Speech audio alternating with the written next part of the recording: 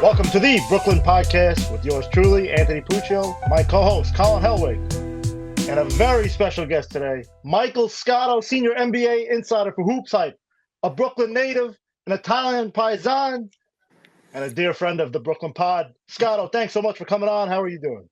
What's up, fellas? My pleasure. Anytime for the Paisan Pipeline. So, Scotto, we're going to have a lot of breaking news this summer, assuming coming from you, or we calling it a Scotto Splash, Scotto Swish. I can't even pronounce it. What are we calling it? I go with, well, it depends what it is. I mean, if it's something big, it might have to be more than a Scotto Splash. I don't know. But I like that. That's one of my favorite nicknames. I got to give credit to Doug Barak. Actually, gave me that one in the Twitter mentions, and that he started a little hashtag. So I like it. I think a lot of people, when you break news, might go, "Hey, oh!" I definitely get that reaction from some teams. They got me on mobile alert for sure. I get the instant text message right away, but you get the little emoji with the. How you doing, Scott? I'm going to segue this into the Giannis rumors that have been coming out. I mean, You've reported on it throughout the year. You've mentioned his name, and the latest report comes from Brian Lewis, who says that Giannis Antetokounmpo is Plan A for the Brooklyn Nets this summer. We're just curious for your general thoughts on that, and really, how much stock are you putting into this? Well, first off, I think in general, Giannis is Plan A for pretty much most of the league. Like, if the Bucks fall in the playoffs early, and you got to wait to see what happens with Damian Lillard's health, certainly that's going to impact that. But, people around the league are just basically monitoring whether Giannis is going to want out. And if he does, then teams are obviously going to be jumping in for sure. But obviously that depends on him. Milwaukee's obviously going to want to keep him. But, if Giannis ever decides that he wants out, there's going to be a boatload of teams looking at him. And Giannis's potential trade availability, whether he is or is not going to hit the market, is going to affect Kevin Durant's availability and what teams go after him. So it's all kind of a domino effect from that sense. But to me, it starts with Giannis. It's a little bit strange. From the Nets' perspective, it doesn't feel like it fits the timeline. I think a lot of fans and people are kind of under the impression that this is a long-term rebuild. But Sean Marks has preached flexibility, and obviously they have so much draft capital. They have financial flexibility. They're one of very few teams that actually have that. Does it in your eyes, does it make sense for the Nets specifically during this time? Well, here's the thing with the timeline. If you get Giannis, in theory, you're moving the timeline forward, but you're also getting one of the top players in the NBA. And to me, it's a broader question for the Nets. Like, if you're going to get Giannis, you're trying to be easily a top 4 team in the East. And so if you're going to do that, you got a ton of cap space, and you've got flexibility. You got a ton of draft picks coming up. Basically, Sam Presti was always the king of getting draft picks and having the most in the league. And Sean Marks, after the Mikal Bridges trade and a few others, said, "Hold my beer," And now it's going to be giving them the most flexibility, I think, in the league. They've got their own free agents. They've got a ton of leverage, whether it's Cam Thomas, Watford, et cetera. They've got plenty of guys they got to look at, Zaire Williams, et cetera. But the Nets are in the driver's seat this summer as far as having flexibility with all their picks, the cap space. And, Cam Johnson's going to be a guy people will look at on the market again. So a lot of potential moving pieces for the Nets for sure. Could this be potentially dependent on also where they land in the draft? Like, they traded back for their own 2026 pick. And if they're not getting one of these top 5, top 3 players, that might not move the needle short term or long term. Maybe they slow down, right? Slow down their pursuit of a superstar this summer. Is that inaccurate, or what do you think? Yeah, in theory. I mean, look, certainly with the Nets, they traded for their own picks thinking that they're going to be high in the lottery this year and next year. That was always kind of the original plan, was to, when they made the trade to reacquire their own picks for the next 2 years, somewhat go through a rebuild, but not necessarily this like 5 year long plan, a 2 year plan where you've got control of your own destiny and you can focus on player development and have flexibility. Now, if the Nets get Cooper Flag, hey, that's fantastic. They get Dylan Harper, Ace Bailey, great. Now, if they fall outside of that range, I think then the conversation shifts a little bit more, certainly. There's a lot of other good prospects in this draft, but if you fall, right now, let's say they're the sixth worst team going into the lottery, okay? Now, if you are remaining in that position or you fall down, you could still make a good pick that's going to have an impact on your future. But the odds of having a franchise caliber game changer of the Dylan Harper, of the Cooper Flag variety go significantly down. And you then got to reassess, okay, well, maybe do we take this kid in the draft? Do we look to use that pick maybe in a trade to get a more established star? Like, all different options are going to be on the board. They can go in a bunch of different ways.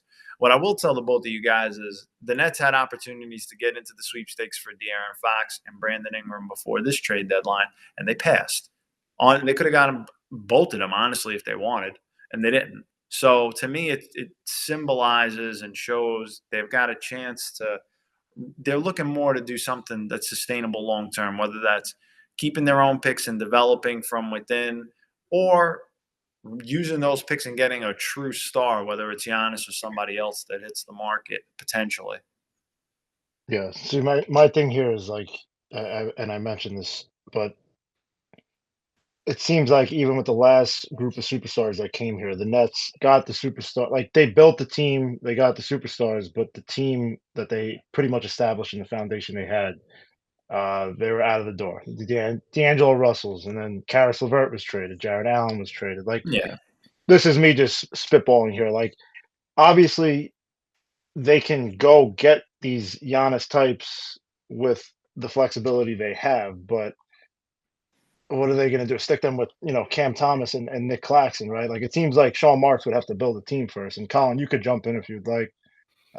Those are just a couple of my 2 cents, though. Yeah, I mean, just to hop in here, I think if they were to trade for Giannis, then it would be not just trading for Giannis, but it's opening the door to, all right, now we have to make other moves. Like I don't think Oh, I don't yeah. think Giannis would be happy going there one without certain guarantees saying, hey, we are going to contend for a team. Like if Giannis asks out of a trade in Milwaukee, odds are he's not happy in Milwaukee because they're not putting a winning team around him. And so why would he go to another team where it's going to be more of that? It seems like there would have to be more moves that would need to come. That's really far in the future. But I think the whole plan A thing is funny. And I'm assuming that came right from the Nets. And when you say something, this is my plan A, it implies that there's a plan B, there's a plan C, there's a plan D, and all the way to all the letters. It's very different than saying this is something like this is our next step. And I think just to speak to, we have a very big Nets Twitter audience. I think a lot of our audience saw Plan A and thought that is just only tunnel that the Nets are going down here. I think we've been talking about flexibility and fluidity all season, and this seems to be more of that, despite the hoopla a name like Giannis causes. Yeah. So I guess subsequently, like if this is their plan A, obviously they hold Giannis in high regards. But if this is their plan A and it doesn't work right now, what's their plan B? Is it to really rebuild, Mike? Is it to continue on this path? I mean, if you're not landing a star via trade, then use the flexibility. You can do several things at that point. Do you look at the restricted free agency market? Some guys out there in this year's class that can move the needle for you, make some offer sheets that make it tougher for other teams. You can bring back a lot of guys on 1+1 deals. You can then maybe, if you really want to, maybe a team has to unload a contract, use your space as a facilitator, get some more picks. If you want to go that route. But if they're not going to get like a true star like Giannis or somebody else, then I think you're more along the lines of, okay, continue the player development, look for another high pick next year, just out of the natural roster. Like I was at the McDonald's All-American practices recently in Brooklyn and had the game at Barclays Center on April Fool's Day. And there's a lot of talent in there, like AJ DeBanza, Cam Boozer, Carlos Boozer's kid. You got Darren Peterson, who a lot of people are looking at the point guard position as the top guy to come out in next year's draft class. So there's a lot of intriguing guys, and I would argue that that class is a little bit more highly regarded this year in terms of at the top having true like franchise star caliber talent. So, I think another thing that Nets fans are probably wondering too was, okay, the roster they had this year got, like 25 potentially plus wins already. So it's like, are they really going to be in a position to get a high pick? You'd have to see what the lottery holds. But one thing about the Nets, the way that they've done this, they have not, quote unquote, egregiously tanked. Like they've not done that. Jordy Fernandez has squeezed the pulp out of this orange. And I honestly think he's overachieved with this team. I truly believe that. Coming into the year, I think people had them projected for maybe 18, 19 wins, not even 20. Yeah. And they've exceeded those expectations. Jordy's proven to be a great coach. They've got their coach of the future, no questions asked. I think it's more about now, okay, he got a career year from Cam Johnson. I made him super efficient, almost at a 50, 40, 90 clip at a certain point. And the bigger picture is, what are they going to do with like Cam Thomas? Do you keep Cam Johnson or do you move him? They could have moved him, and they didn't. They didn't get more than one first-round pick, whether it was 2 first-round picks or a first-round pick and a good young player to their liking. We'll see if teams get a little bit more desperate following the playoffs. Usually that necessitates sometimes a panic move, or a GM may feel like he's on the hot seat and they act with a little bit more urgency. So I think that's going to be something to keep an eye on. I don't ever want to say I don't believe it or it's not true. We know how this works. Scotto, Collin, all three of us are reporters and have been. But I did get kind of flashbacks to Donovan Mitchell a little bit last year, like a little bit, just because like you're kind of in the middle of, and it's not a bad thing to have flexibility, but it comes at a time that's very similar. It was towards the end of last season also that we were hearing Spider's name come up a lot. And now it's Giannis. Although Giannis, I think, has been a little bit more consistent through the rumor mill. Yeah. I guess I'm trying to say, like, is this like a real? Should Nets fans really buy into this? Like, I know you've gone through like why it makes sense or why it doesn't, but like, should they really buy this? Like, I think there are other teams that have players that are win now kind of guys, or younger players and contracts that could make offers. Like if you're the Houston Rockets, the Thunder, there's so many teams that have a bevy of assets that could make moves this summer depending on what happens in the playoffs. Sure, I think the Nets have interest in Giannis. Who wouldn't? And by the way, like that's just, everybody has interest. And then it's like, okay, well, who's putting what on the table? That's the question. And I certainly think the playoffs are going to move the needle for a lot of teams, and it'll change the landscape. I really think this summer there's going to be a couple of transformative moves in the league. I really do, on the trade market, and whether that's Giannis and KD and somebody else. Like there's going to be a lot of movement because the Nets control a ton of the free agency spending right now. There's not a huge free agent market. A lot of these free agents don't even hit the market. A lot of times they do extensions, get their money, and then they get traded. So that's kind of where I'm looking right now, just for the whole landscape. Yeah. And on that note, like I was listening to ESPN's podcast the other day with Tim Bontemps, and he kind of mentioned that free agency this offseason is going to be like a recession of some sort. Makes sense. Do you think that more teams will be willing to make trades? So because that's virtually the only way they'll be able to acquire stars and get better.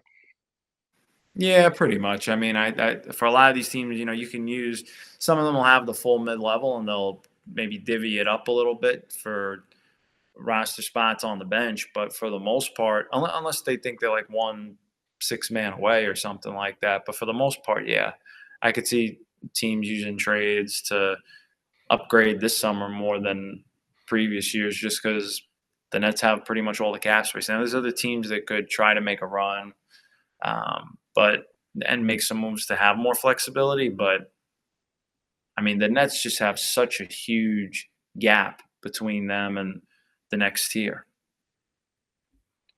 Colin, how do you feel about Giannis, the Greek freak at the Barclays Center?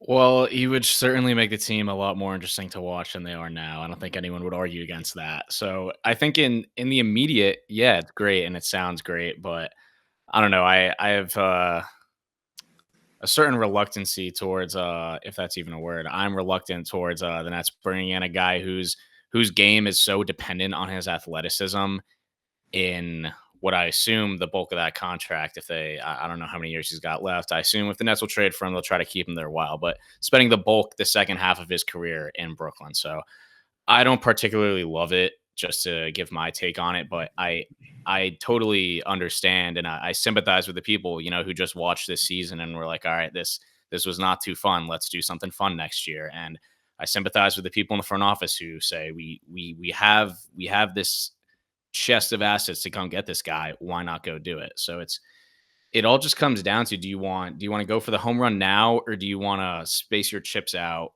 in time and, build over and over in time? Do you want to try to do what the Thunder are doing right now, which I think is the best situation in the NBA? I'm with you, and I'm also looking at the makeup of the team right now. Like I said, I would like to see the Nets before they acquire a star try and build a team so that team is ready to compete. It's one or the other. And Mike said it, like, Giannis is not going to want to join a team that's a bottom feeder or that's still building out. So right now, I'm looking at the makeup of the team. Obviously, it wouldn't be the same at Giannis, but you put him next to Nick Claxton. Your front court can't shoot a three. Jordy Fernandez, we know he wants these guys chucking threes. He wants them to play a certain type of way. Obviously, they'd be a defensive force with those two down low, but I don't see how the personnel fits right now. Like, it just, as of right now, of course that could change, move some pieces and this, that, and the other thing. But on one hand, I've watched this team my whole life. I've seen 50 win season, right? They've won 2 playoff series since 2007. I would love to see any superstar walk through that door and make Brooklyn basketball fun again. But how they're maneuvering and them getting their pick back in 2026, to Scotto's point of the 2026 draft being as good as it is at the top specifically, I'm kind of like, you know what? Maybe they should ride it out for another year and see what free agency looks like in 2026. But that's just my thoughts. But I think if they can get him, and it's nothing too, they don't throw the kitchen sink out the window, then great. But I wouldn't mortgage my whole future for Giannis Antetokounmpo. Moving on to another name, Cam Thomas. We know what he could do. We know what he's capable of. He's a bucket. Showed some capabilities in other areas. Scotto, we've been talking all year about his value. Like, Yeah. is he the guy? Like, is he the number 2? Is he the number 3? Whatever it might be. Restricted free agent this off season. One, how high of a priority is he for the Nets? And 2, he really didn't play much this season. He missed a majority of the year due to that hamstring injury. How much is this injury going to cost him? When you have 3 hamstring injuries in the same season, it's definitely raises an eyebrow. I would say for Cam, look, the Nets have all the leverage, flat out. Like, and anytime there's restricted free agency, but especially when they have the cap space compared to other teams around the league. So when you say, like, how much of a priority is he, it's like, logistically, they have the leverage. They could do a ton of moves before him first if they wanted to try to win now. If not, you bring him back, then the question is, okay, well, what's his range looking like? And I've probably heard his low. This is just from, like, executives speculating because it's so early. But, like, on the low end, $18 million a year. On the higher end, is it something like $25 million a year on a short-term deal? I saw some fans on Twitter saying, "Oh, well, he might cost $30 million." I'd be shocked if he got that high, just considering the leverage the Nets have. Could you tell me he got somewhere between 18 and $25 million per year on his next deal? I could see it. I've always been traditionally a little lower than some on others, but I don't think in this sense, just with restricted free agency. And the bigger question is going to be the structure of it. I think it's going to be a short-term deal. Whether it's a 2+1, something like that, maybe for both sides. Because if you're Cam, you may think you're worth more. And if you're the Nets, again, you have all the leverage, so you can kind of control the structure how you want it to be. Appreciate the insight there, Scotto. The other name that we're looking at is Day'Ron Sharp. How high on the priority scale is he? And what do you think he's going to garner this offseason? Yeah, look, I certainly think they tender him a qualifying offer, make him a restricted free agent. Day'Ron Sharp's one of the better backup centers in the league that teams have monitored. And I would say that you've got a young guy that's going to be, I believe, 23 or so going into restricted free agency. So I think he can hit about what his qualifying offer number is, maybe a little bit more, depending on the level of interest, and get a couple of years out of that. But, the Nets will be in the driver's seat if they want to keep him and continue to develop him. Like Jordy Fernandez is a big fan of him. He calls his rebounding his superpower. He's one of the better offensive rebounders in the NBA, period. And his physique has improved a lot since when he was a rookie. So the other thing with Day'Ron, he's slowly gotten to shoot the corner three a little bit more. I'm not saying he's Brook Lopez, but he's expanding his range and his game a little bit here in Brooklyn. It's been nice to see for sure. I do expect him to have a decent amount of interest on the free agent market coming up for sure. Scotto, I've been just like, for whatever it's worth, reading on Twitter, and you see a lot of hysteric in Nets world because they dropped to the 6th spot, right? It's 5-6 games left. It's about two wins separating them and the Sixers right now. Philly may not win a game the rest of the year. It doesn't look like it. You're just gonna say it, like. I mean, you said not egregiously tanking for Brooklyn before. Philly is egregiously tanking. Yeah, I wonder if Sam Hinkie was brought on as a consultant for this. Return of the King. But to my point, I was saying, like, you see so much anger that they're going to finish out of the top 5. Obviously, everything's a lottery. It's probability. It's percentage. Yeah. For you, you're at every single game. You know this organization inside out. You've been there since day one. I mean, you were literally my first friend at Barclays Center. You showed me around the damn stadium. I have a photo of them doing the construction on Atlantic and Flatbush Avenue, and half the beam structure is there. And I got to be relatively out of college. This is what, 12, 13 years ago? Yeah. Yeah. I still have that photo. Yeah, 100%. Thick and thin. I mean, and you're from Brooklyn. Yeah. You were there when Barclays Center opened its doors. Do you think that they're not that this is, like, I feel like people are seeing this as a wasted season, and I certainly don't see it that way. Like, Jordy Fernandez for me has been the number one standout, and I think Collin would attest to that too.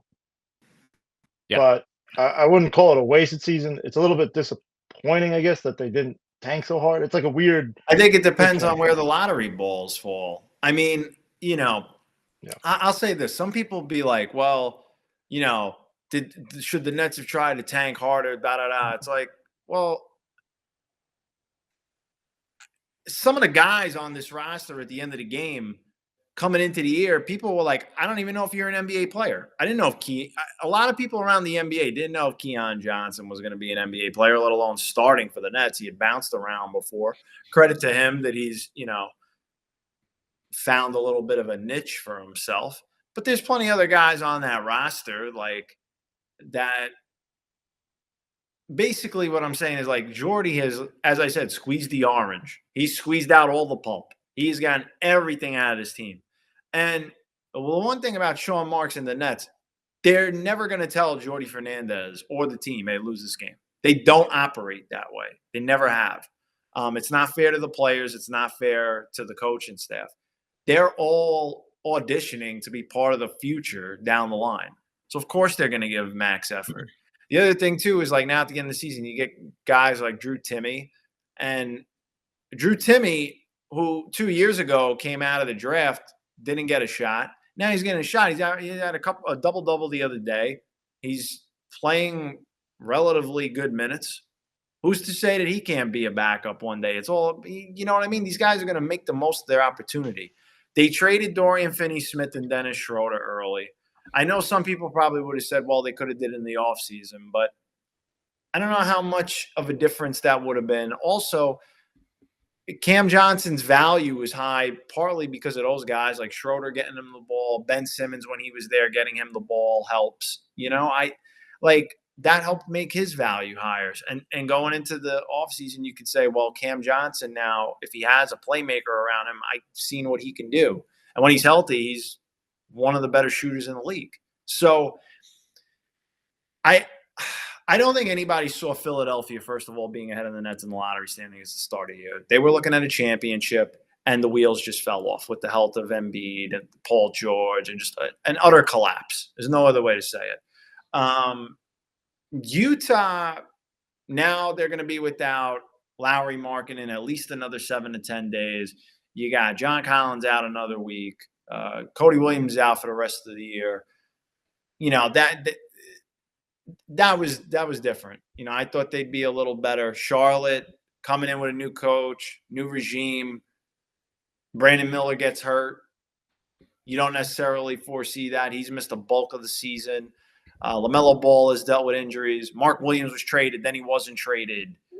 He's been hurt. Like, there's circumstances that happen. I just think it's going to ultimately depend on where the Nets land. I'll tell you this. If the Nets come out of this draft and they're landing a pick that's 7 or later, I'm sure Nets fans are going to be a little upset because they're thinking like, okay, they can get a top 3 pick if the lottery balls fall their way. But we've also seen other years where the Pistons had the worst record and they fell to 5th in the lottery standings. You never know.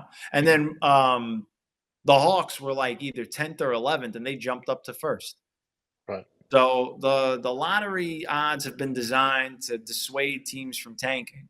So I just think the Nets, it's all going to be determined by the lottery balls. If they fall back 3 picks, then there's going to be a collective sigh from not Joe sigh, like a sigh, like what was it?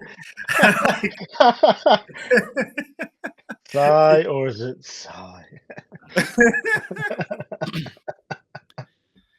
It is crazy though. Like, people going nuts about the Nets not tanking properly, but like, look, they're 4-16 in their last 20 games, and you look at the lineups that they're rolling out there. It's no disrespect to any of the guys that are on the floor. They're working their asses off and they're playing for their lives. But like, I mean, these are mostly. You sound like Jordy Fernandez when he's yelling at the refs. You ever see these clips? He's like, "Hey, I'm fighting for my life." I was in the Netflix trailer. They got a good shot of him doing that. Yeah. I'll tell you a quick Jordy story. Like, before the season even started, I had seen Jordy plenty in the summer because he was coaching Team Canada and they were out in Vegas, Team USA, everybody getting ready to head out.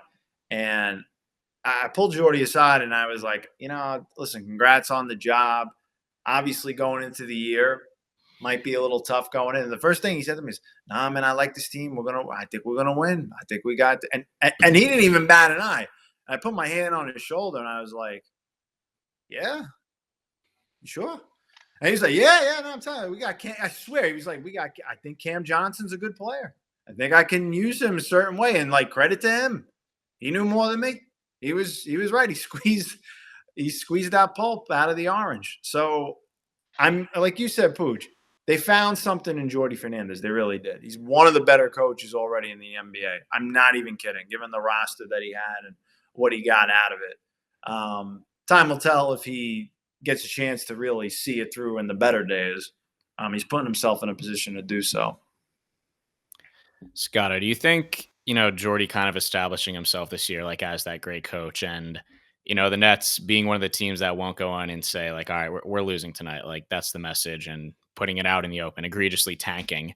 Yeah. Do you think that in doing that, they kind of position themselves, whether even if it's just a little bit, to, like free agents in the future that, hey, we're an organization that we're not going to tell you to lose ever. We're not going to, take away the competitive side of you that has gotten you to this point in the NBA?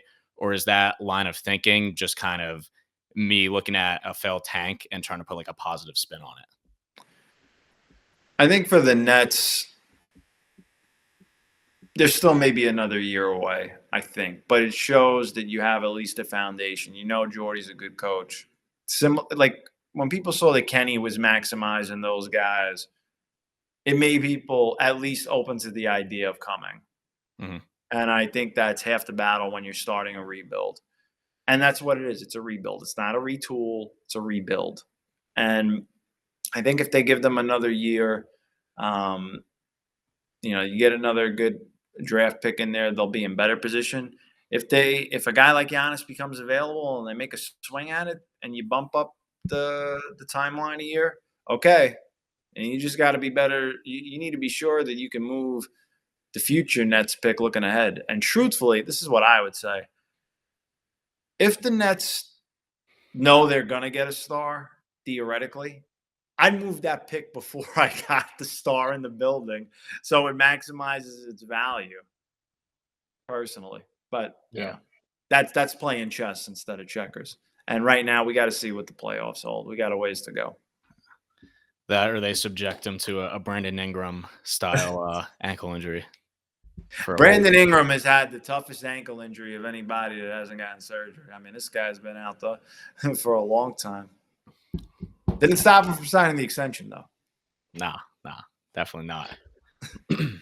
That Jordy story is great, Scotto, because that's like when you watch Nets games, whether you're pessimistic, optimistic, when you look at him and the way that these guys come out every night, like this is somebody that is fighting and is going to fight until game 82 and fight for a game 83, even if he knows there isn't one coming. Like this is a unit that,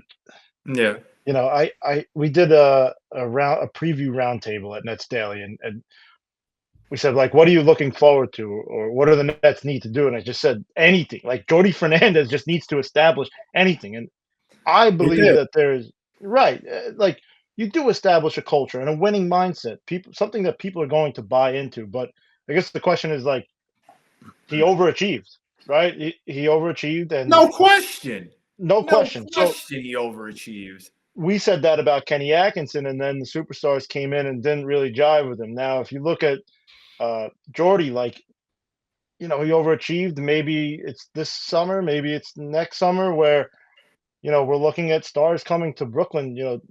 Are you confident he could take that step up? I mean, watching Team Canada, it seems like he could deal with those personalities just fine. Well, see, Pooch, that's the big thing, yeah. When he was with Team Canada and you're coaching Shai Gilgeous-Alexander, Lou Dort, Dylan Brooks, certain guys on that team, these are NBA players that are respected players, and they're really good players. Kenny briefly got that chance, but I never thought he got a fair shot at it, to be quite honest. And then Kenny goes and coaches Donovan Mitchell, Darius Garland, Jarrett Allen, Evan Mobley. Now the best team in the East. So Jordy's – I would like to see Jordy certainly get that shot down the line. I certainly think he can coach. Like, we had this chat the other day in the media room, and some people were saying, well, it's easier to coach guys that are playing for their lives and their contract and honestly their chance in the NBA in general, but can you do it with some stars? And I think Jordy can, because he has that Team Canada experience. And Jordy never skipped steps on his path to becoming a coach. He was a G League head coach. He was an assistant coach. Then he was an associate head coach with Sacramento, with Mike Brown, and when that team went back to the playoffs. So to me, success has followed Jordy Fernandez. And I believe it will continue, and they will continue to grow. I think the question is going to be what happens in the next year from now. Maybe they might plateau or be in the same position, depending on what happens with the trade market and free agency. But after next year, I think it's going to progressively get better for Jordy. And I don't think it would be incrementally. I think they're going to take like big steps after next season, whether it's they get another pick or they land a star and go from there. I just can't imagine this guy tanking another season. He Not that doesn't believe in intentionally, that. You not don't coach like intentionally, it, neither does the staff. certainly not, but just like actually being like, biting the bullet and understanding what he's got. He argues with the refs when they're down by 10 Yeah. towards the end of the game. Like, he is in their ear, man. Yeah. I'm telling you. Like, the guy cares. He don't want to go home with a loss. He doesn't. No. Because to him, it's a pride thing too. He's going to maximize those guys, even though on paper they may have a talent deficiency at this point compared to other teams around the league. Yeah.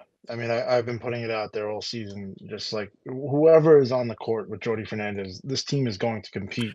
God forbid you give that guy some talent. Like that. But the biggest thing is, like, to me, Pooch, he maximized Cam Johnson. Like, we saw Cam Johnson. We've never seen his whole career. Mm-hmm. Right. Okay. So, and that inherently makes the Nets have more. He has more value on the trade market. That's better for the Nets. So, to me, that's the mark of a good coach. Can you take a guy and make him more valuable, not only to the team but around the league, and give you more flexibility?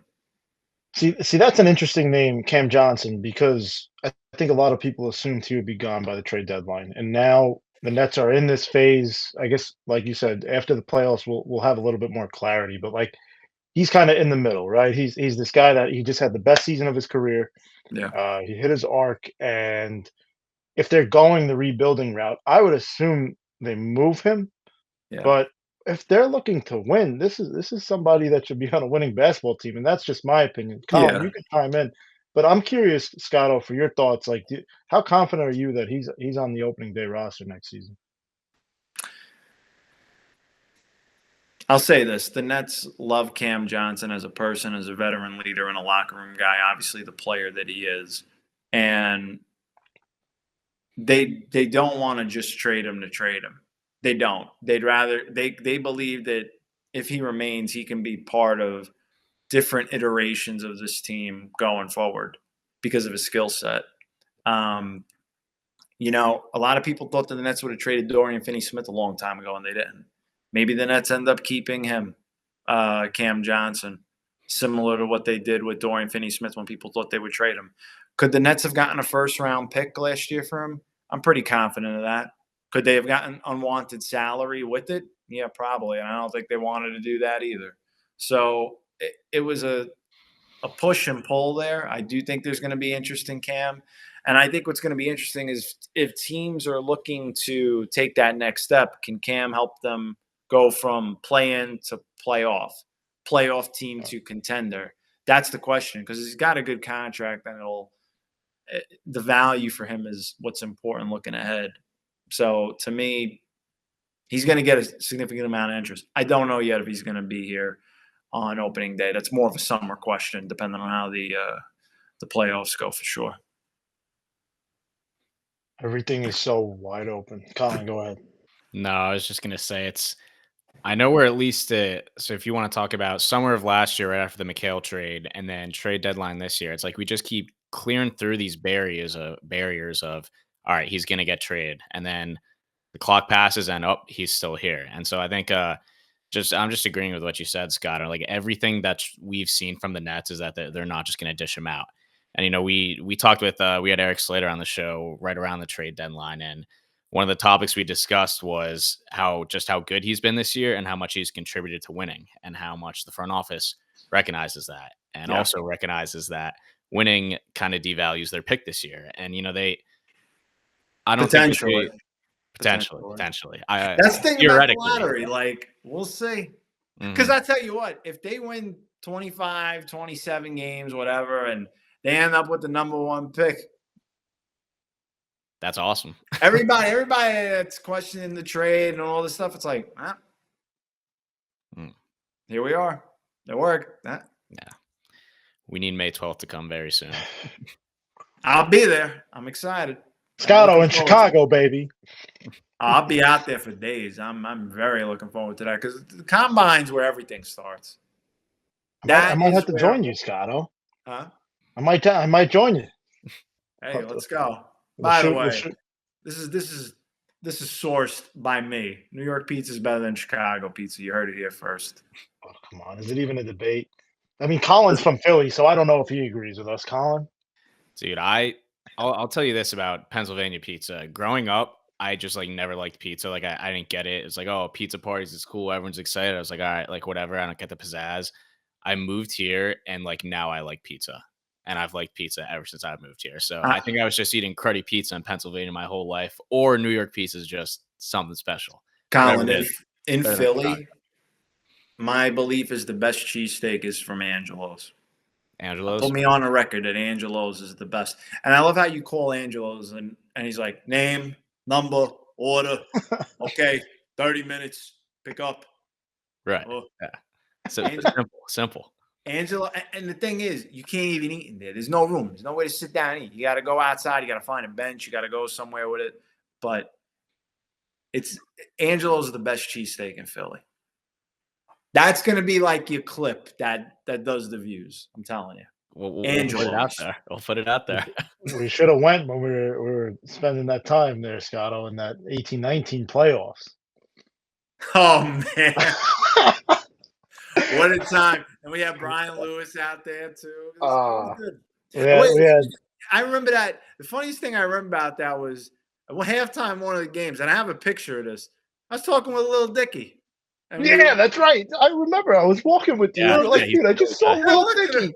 I looked at him. I said, "You Lil Dicky," and he's like, "Yeah," which is kind of a funny thing to say to somebody, but it's like what's up? If that wasn't him and it wasn't Lil Dicky, the guy would have been like, "What are you talking about?" Yeah. It was bold. I'm telling you, it was a good photo. It was a good photo. I remember that. Nice guy.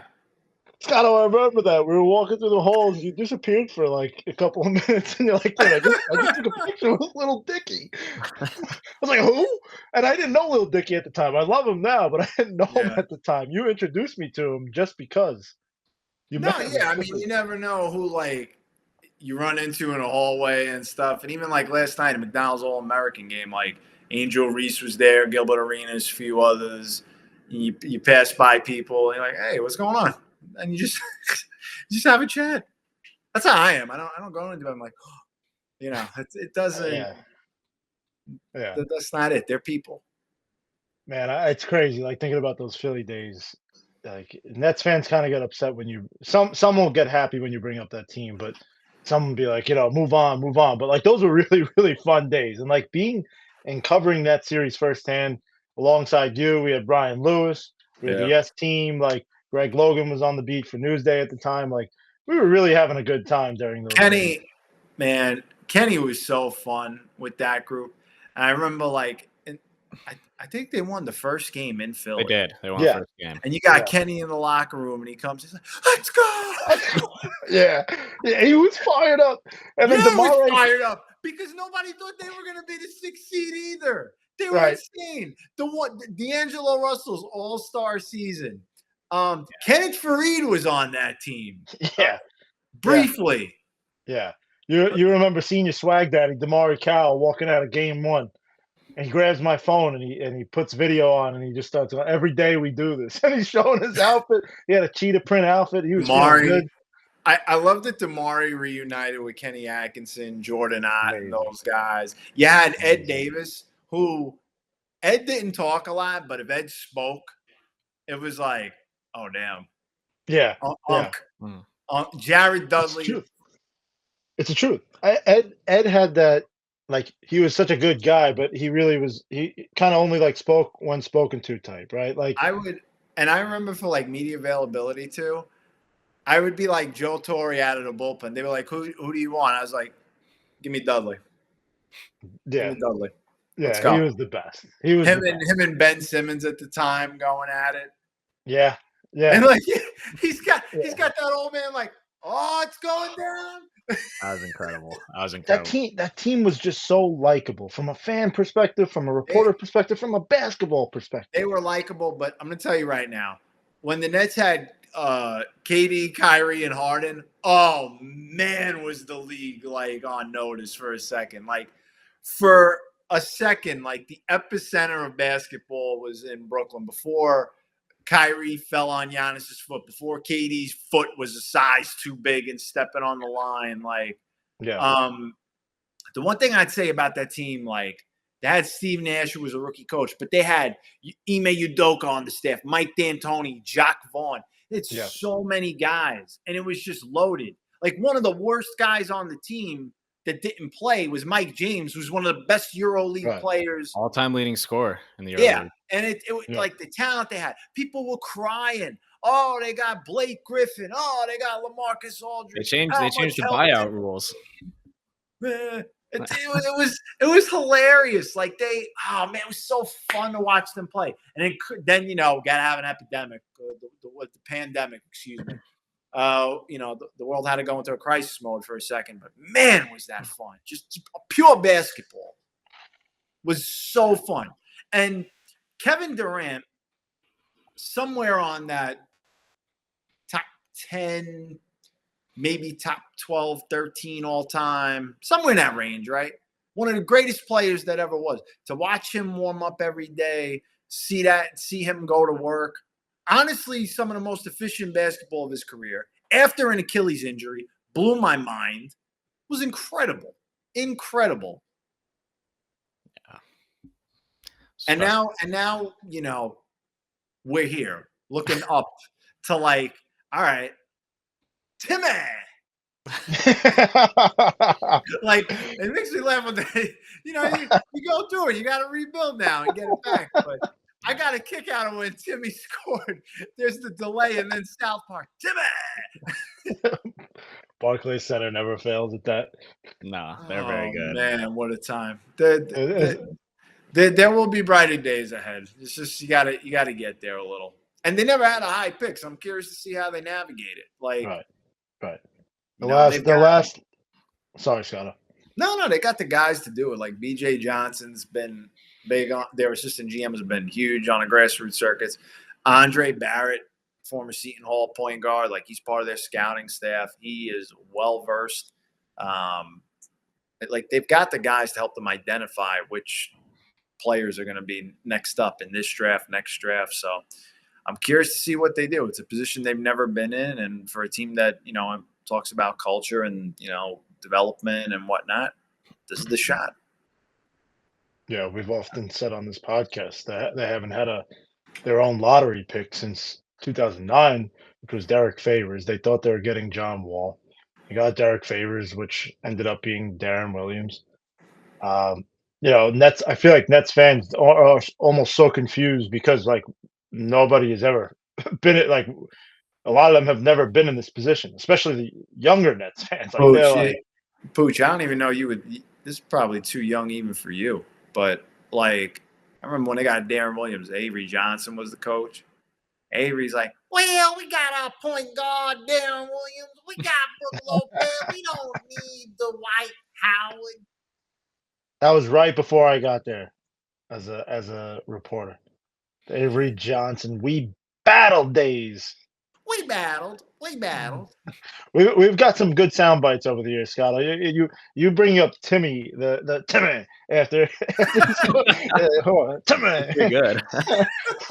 Collin, don't get me started with impersonations. But Scott, do you remember back when what was it? Dave Diamante was at the scorer's table? It was the fourth quarter. You stand up. You stand up. He would be calling people. He would be pointing at them and be like, "Stand up now!" Like, you put down your phone. You put down your phone. Yeah, Dave was getting up. You remember? Oh man, one of the funniest stories is, like, when Bojan Bogdanović was first with the Nets, and you got Fred Kerber talking to him. And no, wait. That was Teletovic. Excuse me. Wait. Mirza Teletovic played Dwight Howard when he was on Orlando, and Mirza Teletovic blocked Dwight Howard's shot. Like, who, in what world? But it was that day. All the stars aligned. And so Fred Kerber, who was with the New York Post at the time, was asking Mirza about the block. And he's going like this with the court. He's like, Mirza, the block on Dwight gives you a lot of confidence when you block a guy like that, like holding the recorder. He's like, anytime you block a guy like Dwight Howard, it gives you immense confidence in your defense. Immense. And he's like, it was one of the funniest things. And then Bojan Bogdanovic, bro, I'm giving you the floor on the confidence for Bojan, but and that's why I wanted him to play so bad this year. Huh? I wanted him to play for the Nets so bad, even if it I was think just he wanted to play too. I felt bad, like. Was there any word on that situation? Like, is he still injured? Are teams just not? Were they just not interested in him At after this the bye? point, it's just like you got to try to regroup and get a shot next season. Go into camp or something, maybe a minimum somewhere, non-guarantee, and give it a shot. But I mean, look, Bojan was playing with house money once the trade happened and his non-guaranteed deal got picked up, and it was almost like $20 million on the expiring. So he was playing with house money at that point. But it was good to see him in the arena. He had some more family time with his kids. So I mean, we'll see what happens. If he continues playing, I'd love to see him back. If not, he had a great run. Yeah, and you look at where he first started, as you mentioned, like when he first started in Brooklyn. He didn't have. I remember him telling me like, "Oh, my family here," and like, he was very hard on himself because he was so good in Europe, and when he was struggling over here, what they were playing, they were a tanking team that didn't have its own pick. Lionel Hollins was the coach, so when Lionel would actually tell him to shoot or encourage him to shoot, he would always say, and Mike, you'll remember this, when coach tells me to shoot the ball, I get ultimate confidence. It gives me a lot of confidence when I see one go down, because then I have the confidence to shoot the second one and the confidence to shoot the third one. And me and Mike and all the reporters were like, "Boyan, you need to trademark. I just got Boston accent. Trademark. You need to trademark confidence. Confidence." And then when he would hit a three, Pooch would turn to me and go, "Booyah, booyah." Booyah. That was his call. That was Diamante. Booyah. Bojan Bogdanovic. Yeah. Oh, man. People don't know the stuff like in the locker rooms and the media and stuff. What a time. Man. Things have certainly changed. Well, to an extent, yeah. I tell you what, it's some deja vu. When I go into the locker room now and I see D'Lo and dap me up and stuff, I feel like, man, I'm having like deja vu. And then Spencer Dinwiddie comes back the other day, and I'm like, man, what a different time we're in now. Yeah, we're sitting here, the three of us. Hey, still together, still talking about Giannis Antetokounmpo and hypotheticals with draft picks. Yeah. It's been such a whirlwind. Like since they've moved to Brooklyn, it just has been so inconsistent. And I think the goal going forward is to like actually build the foundation. Sean Marks didn't have that when he first came here, and now he has that. Hey, look, Joe Tsai won a championship with the New York Liberty. He's going to try to do the same thing with the Brooklyn Nets. We'll see if it comes to fruition. Is he as hands-on with the Nets as he is with the Liberty? I know that he calls a lot of shots, or better yet, him and Sean Marks are very, very close. But do you think that he's as I guess passionate as he is about the Nets as he is with the Liberty? I think a lot of fans are always asking about that, especially on Twitter. They're always tweeting at him. Like, it's different in the sense that, like, look, Joe Tsai and Sean Marks have a very close relationship. That's unquestionable.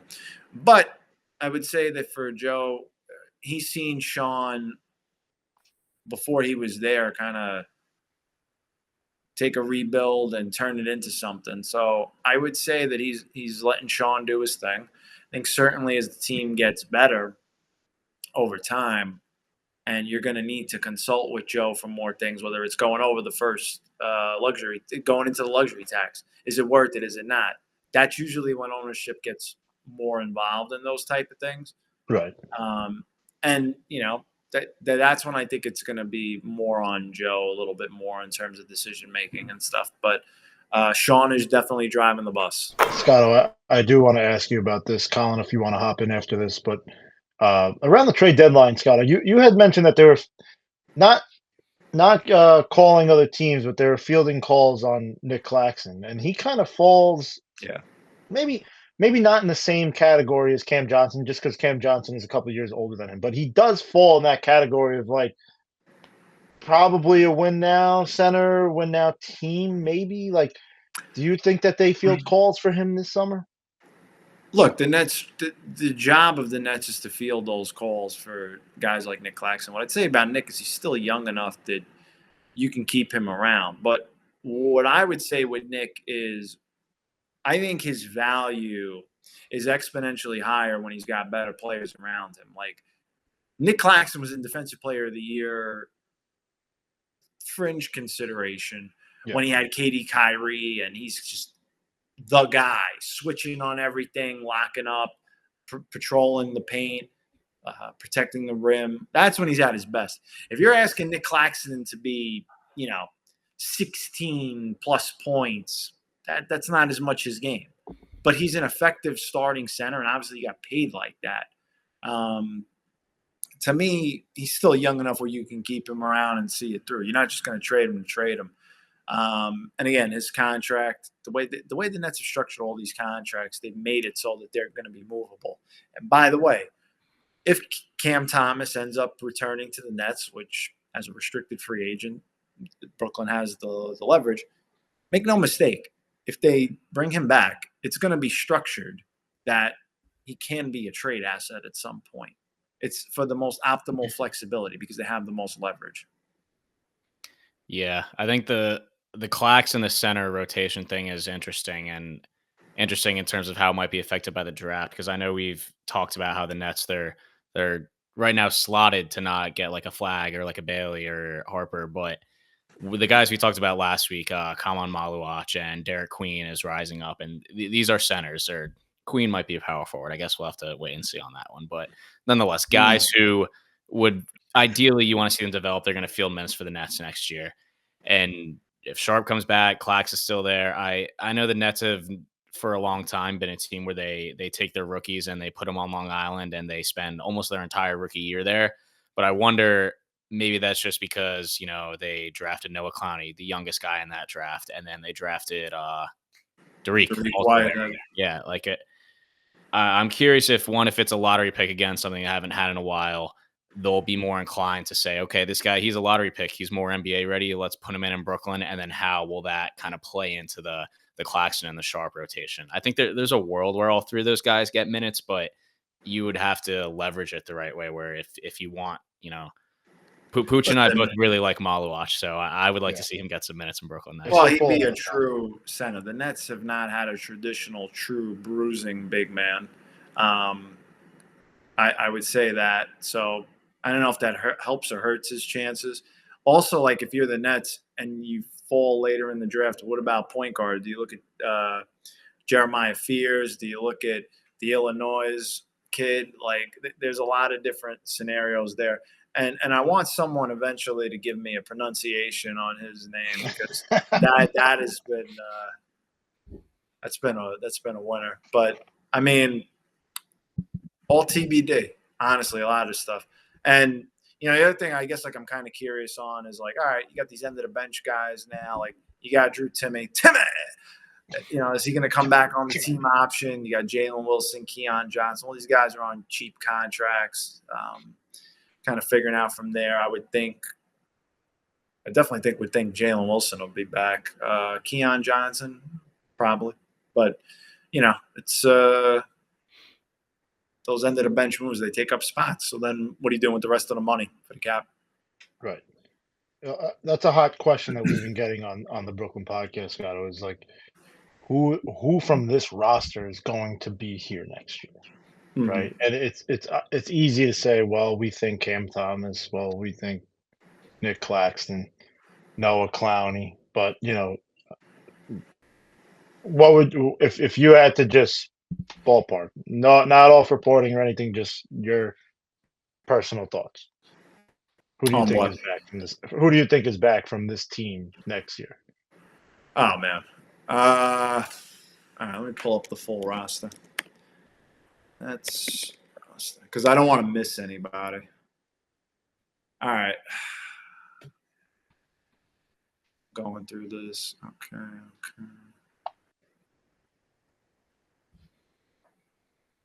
Mm-hmm. Yeah, I'm not even going to touch this one. Too much. No need. There's too much. Like, there's so many guys that, like, I could flip a coin on. I literally went through the whole roster. I scrolled like, whoop, whoop, whoop. I'm like, yeah, it could be maybe a trade, maybe not. Right. Did it pick up an option? Not guaranteed. Timmy! It's very circumstantial, as you've made it very clear throughout the whole. 100%. Podcast. So we'll see. We'd have to do something more later as the playoffs go on. I see what else happens on the mark, because then I could try to gauge, like, okay, I think they'll make a swing at this guy or not. But all fun stuff to look forward to. Fun trip down memory lane, and there's a light at the end of the tunnel. There is. Certainly. Yeah. Pooch asked me in the beginning of the year, we went through the schedule, and he was like, what game are you most looking forward to? And I said the last game, because odds are this year is going to be a tough season, and the fun stuff is deep in the future. And where the next time we shoot, we'll be done. And, I'll say this, I brought this up before and Pooch disagreed with me, but I, for one, enjoyed watching that this season, even having said that, more than I did last year, because last year they were trying to win and they weren't winning. And that was, frankly, I felt embarrassed for the guys in the front office. This year, everyone kind of knows the deal, and they paid in the present for a better future. Fumbling my words right now, but you guys know. Yeah. I mean, I tell you what, everybody's going to be tuned in for the draft lottery. That's for sure. It's going to be a pretty defining moment. Very defining moment, yeah. I want to know who's doing who they putting on stage. Is it Whammy? That's what we said Whammy, and Claire. We think Pooch. I think Vince Carter is probably going to be the guy. I can see that. Right, but ultimately, I don't know. I kind of feel like Sean Marks is going to want to be there. I pondered like if they're going to move up or not. All right. I don't know. Like I said, Clara Rusai, maybe. Like she's popular amongst the fan base and around Brooklyn. She's been active there. Like I said, Vince Carter. Like Collin, we were talking about Mr. Whammy. I don't think they're going to send Mr. Whammy there. Like that's more of a joke. But could you imagine him as the ping pong balls are going, doing the hand gesture? Yeah. I said it. He does that, and they get the first pick. He's a legend in Brooklyn lore till the end of time. Telling you. The basketball odds. Oh, the Nets something after the pandemic and after everything that's gone on with this organization and its fan base. They deserve it. Scotto, you're a senior NBA insider at HoopsHype. You've been around the block, Associated Press, everywhere, Sheridan Hoops. But more than anything, it's nice to call you a colleague, and even better to call you a friend. You're the first person that showed me the ropes around Barclays Center, and it's a real pleasure and an honor to have you on our podcast today. Thank you so much for taking the time, Scotto. My pleasure. Yeah, I know. I've definitely hit UNC status. 14 years. UNC status, indeed. Is there anything you want to plug away, Uncle Scotto? Go to Twitter at Mike A. Scotto. It's all there. Wherever I put some, it's going to get a link there anyway. Put the mobile alerts on. Teams got it on. You should too. But other than that, you see me at Barclays. I'm still going. I'll be there all the way through. What are we calling it? AO, Scotto Splash, Scotto Swish, Scotto Slam. They get a star. You call it a slam, but I like Scotto Splash. I do. I like Scotto Splash too. I like Scotto Splash. Shout out to Doug Barrick for the phrase. Can always count on Doug. So Scotto, thank you so much as always. Collin, always a pleasure. And folks, to those who are listening, we appreciate the support. We appreciate you guys tuning in. Another special episode, but this one particularly special with Michael Scotto of HoopsHype.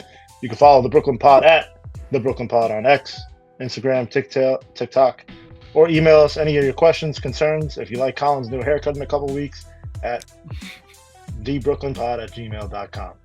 We'll see you in 2 weeks, and thanks again.